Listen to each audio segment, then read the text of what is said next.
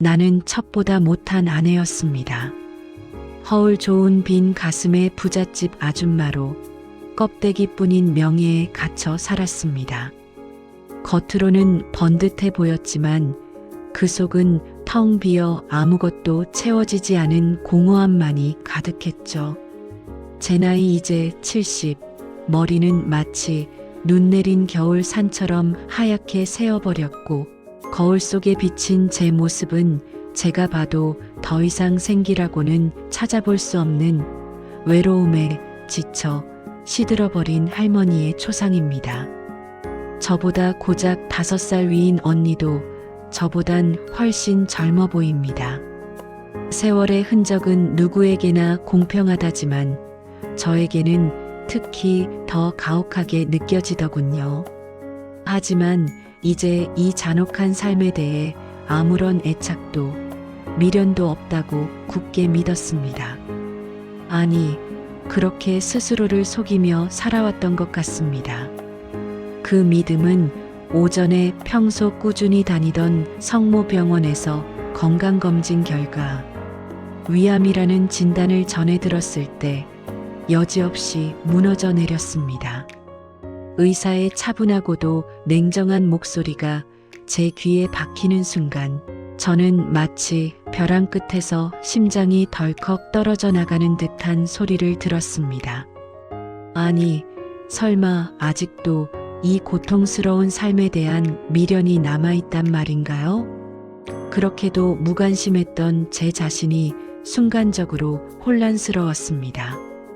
평소 생활이 어려워 늘 제게 기대고 어쩌면 저의 처지를 부러워했던 언니의 속삭임도 아랫동네 세중 가게 사장님이 제게 허리 굽혀 늘어놓던 아부 섞인 칭찬들도 이미 오래전에 죽어버린 제 심장에 더 이상 생기나 활력을 불어넣어 주지 못했습니다. 그런 것들은 더 이상 저를 움직일 수 없는 껍데기뿐인 위안에 불과했죠. 그러던 제가 이제 죽음이 정말로 머지않은 것 같은 이 순간이 되자 비로소 제 가슴이 격렬하게 떨리기 시작합니다. 이것은 삶에 대한 뿌리 깊은 애증일까요? 아니면 그동안 꾹꾹 눌러 담았던 모든 억울함이 이렇게 폭풍처럼 몰아쳐오는 것일까요? 복합적인 감정들이 뒤섞여 제 마음을 휘저었습니다. 이제는 더 이상 그 지긋지긋한 영감탱이를 안 보고 살아갈 날이 머지않았구나. 나 먼저 이 세상을 떠나니 남은 삶은 너 혼자 쓸쓸히 실컷 살아봐라 하고 마지막으로 소리라도 질러주고 갈까요? 차마 입 밖으로 내지 못했던 저주들을 쏟아내고 싶은 충동에 사로잡힙니다. 나 죽는다. 내 탓이다. 영감탱이, 나 먼저 가오. 내가 죽으면 저 신신년보다는 더 슬프게 안 울기만 해봐라.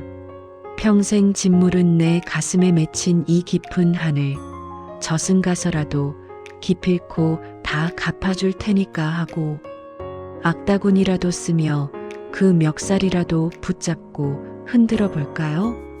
그동안 쌓인 내 짓물은 가슴에 한이라도 고래고래 소리 질러 시원하게 풀고 가야 직성이 풀릴 것 같습니다. 그렇게라도 하지 않으면 이 모든 감정들이 저를 산채로 집어삼킬 것만 같습니다. 여보시오, 지나가는 그대들이여, 잠시만 멈춰서서 이 여인의 기구한 내 말 좀 들어보시오. 이 바보같이 살아놓은 미친년의 이야기 좀 들어보시오. 저는 이 집안의 유일한 안주인이었습니다. 대대로 명망 있는 가문에서 시집와 그 누구에게도 뒤지지 않는 자부심과 품위를 지키며 살았습니다. 최고급 비단 한복을 곱게 입고 늘 유행에 앞서가는 예쁜 옷들을 맞춤으로 입으며 저의 품격을 드러냈습니다. 모든 부엌일은 제가 총괄하여 맡아 보살폈고 제가 이 집으로 시집 오자마자 인자하기로 소문난 시어머니께서는 저에게 곡간 열쇠를 손수 건네주시며 저에 대한 깊은 신뢰와 존경을 보여주셨습니다. 시어머니는 언제나 저의 편이었고 저의 좋은 인품을 칭찬하셨죠. 고고하고 절제된 성품의 남편은 저에게 단 한 번도 하대하거나 큰 소리치는 법이 없었습니다. 늘 차분하고 정중한 태도를 유지했으며 사소한 언쟁조차 피해갔습니다. 그는 언제나 저에게 깍듯했고 예의를 지켰습니다. 그러나 단 한 번도 저는 그의 진정한 사랑을 받는 여인이었던 적은 없었습니다. 그의 시선 속에 저는 그저 이 집안의 안주인이자 딸 아이의 어머니였을 뿐 가슴 저미는 연정의 대상은 아니었던 것입니다. 제 친정 어머니는 언니네보다 훨씬 더 좋은 인품과 여유를 갖춘 집에 제가 시집간 것을 무척이나 자랑스러워 하셨습니다. 매번 친척들이 모이는 자리에서 제 남편 자랑을 늘어놓으셨죠. 해마다 아이들을 연이어 출산해 아이가 넷이나 되는 언니네 부부의 모습은 관심조차 없으셨고 늘 풍족하고 척척 용돈을 드리는 저의 남편, 즉 둘째 사위를 항상 입이 마르도록 칭찬하셨습니다. 마치 제가 이 집에 시집와서 집안을 일으킨 것처럼 말씀하셨죠. 세월이 흐르고 나니 그 모든 것이 얼마나 부질없는 허상이었는지 깨닫게 되었습니다. 믿을 만한 남자가 세상에 어디 있다고. 저는 제 남편은 그 어떤 유혹에도 흔들리지 않는 여자라는 존재 자체에 마음이 동요하지 않는 세욕이라고는 아주 관심이 없는 오직 학문과 명예만을 추구하는 고고한 남자라고 굳게 믿었습니다. 그는 저하고도 1년에 한 번 겨우 의무적인 잠자리를 하고는 말 한마디 없이 바로 옆 사랑방으로 돌아가는 사람이었으니까요.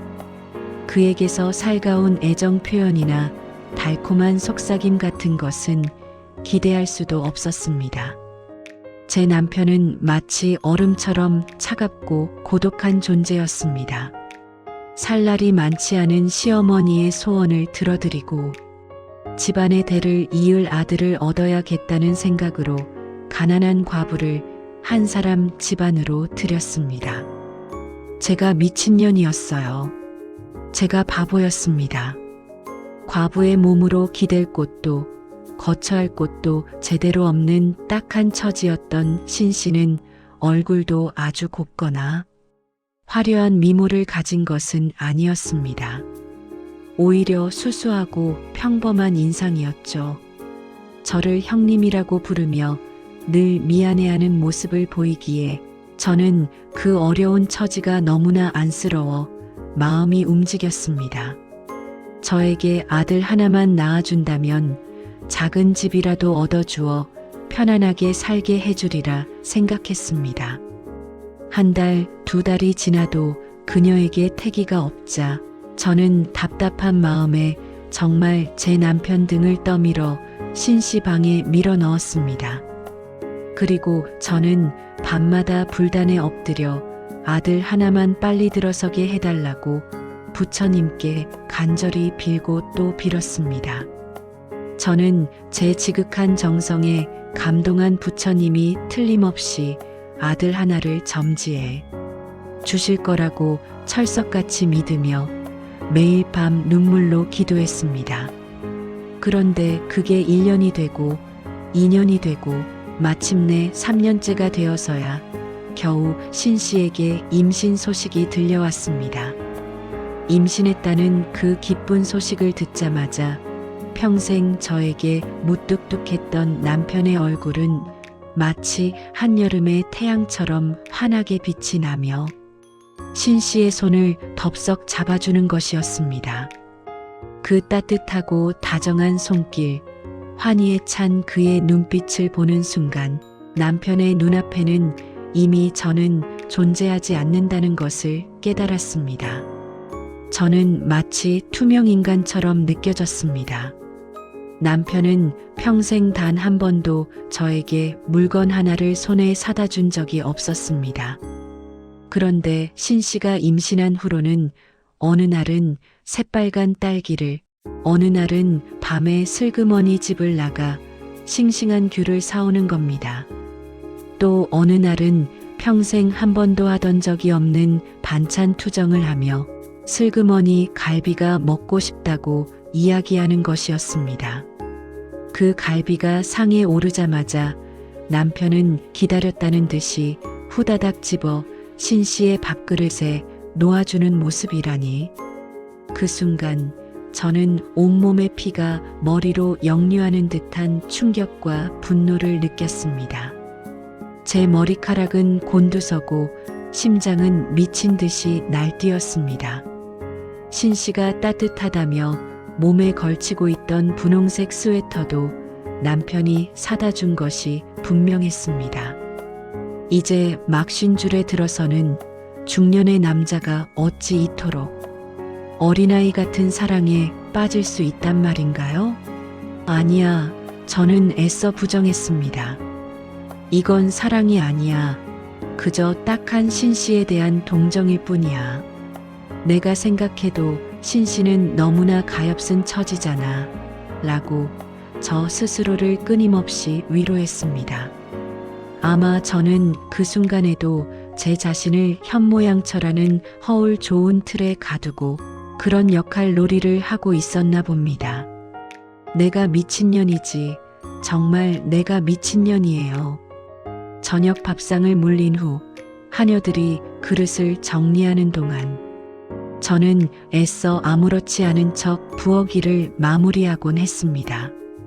그러다 보면 이젠 신씨 방에선 남편과 신씨가 둘이서 도란도란 정겹게 이야기하는 소리가 제 귀에 선명하게 들려왔습니다. 그 소리는 마치 날카로운 칼날처럼 제 심장을 갈갈이 찢어 놓았습니다. 저는 애써 제 마음을 다잡았습니다. 괜찮아. 얼른 출산하면 이 모든 것이 정리될 거야. 그래도 아들을 낳아줄 거라며 고맙게 생각하자며 눈을 질끈 감았습니다. 아니야, 보지 말자. 듣지 말자. 하며 제 마음은 부처님도 알아주실 테니 틀림없이 아들을 점지해 주실 거라고 철석같이 믿으며 저 자신을 끊임없이 속이고 위로하며 밀려오는 불안과 고통을 떨쳐버리려고 했던 것 같습니다. 그의 신씨는 드디어 건강한 아들 하나를 낳았습니다. 제 눈물과 한숨, 고통으로 만들어진 그런 귀하고 귀한 아들. 신씨는 죄가 없었습니다. 그녀는 그저 주어진 운명에 순응했을 뿐. 진정한 죄는 남편이 저 몰래, 아니 어쩌면 대놓고 저 여인을 진정으로 사랑한다는 것이었습니다. 그것이야말로 제가 결코 용서할 수 없는 죄악이었습니다. 저녁마다 신씨의 방엔 남편과 신씨의 더 정겹고 달콤한 이야기꽃이 피어났습니다. 반면 저의 적막한 내 방엔 어둠만이 깊숙이 내려앉을 때 제 방까지 또렷이 들려오는 신씨의 행복한 웃음소리는 제 가슴을 찌르르 아프게 했습니다. 그 웃음소리는 마치 날카로운 송곳으로 제 심장을 꿰뚫는 듯 했습니다. 아니, 신씨의 웃음소리보다 더 저를 죽이고 있었던 것은 바로 남편의 웃음소리였습니다. 그토록 무뚝뚝하고 차가웠던 그가 한 여인을 향해서는 그토록 환하고 따뜻하게 웃어줄 줄도 알면서 어째서 저에게만 그토록 냉담했던 것일까요? 저는 남녀 간에 불타는 사랑도 해보고 싶고 우리 언니처럼 아이들도 줄줄이 낳을 만큼 같이 자고 뒹굴고 싶다고요. 저도 여자라고요. 제가 신씨보다 못생기지도 않았고 나름의 교양도 있고 집안 격식도 차릴 줄도 아는데 도대체 뭐가 문제라는 건가요? 무엇이 저를 이토록 비참하게 만들었단 말인가요?